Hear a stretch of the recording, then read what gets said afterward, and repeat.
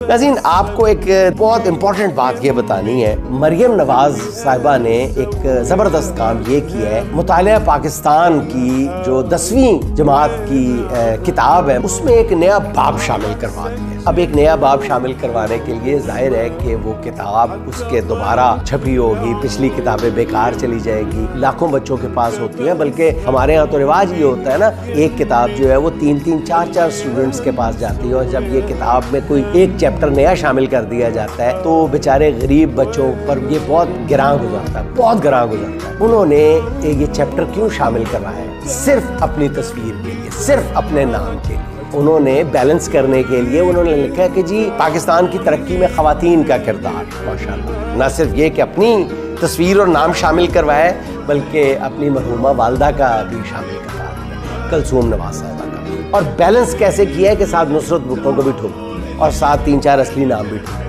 ठीक, मेरा सवाल सिर्फ इतना है। अपने बारे में तो लिखा है कि जी 2024 में वो पता नहीं वो आ गई और उनके इनकलाबी इक़दाम किए, वो अपना। कलसूम नवाज साहिबा के साथ लिखा है उनकी बहादुरी और दलेरी की दास्तान, उन्होंने जमहूरियत का सफर ये किया, वो किया, पता नहीं। मेरा सिर्फ इतना सवाल है कि अगर जमहूरियत के लिए कुर्बानी देने की बात हो रही थी तो फिर डॉक्टर यास्मीन राशिद साहिबा की तस्वीर आप और नाम और जिक्र आप कैसे भूल गए? बच्चे सवाल नहीं करेंगे?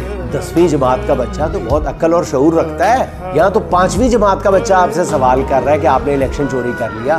तो जब 10वीं जमात का बच्चा कलसूम नवाज की तस्वीर देखेगा, जमहूरियत के लिए खिदमात, और डॉक्टर यास्मीन राशिद की तस्वीर नहीं देखेगा, तो फिर क्या क्या सवाल करेगा?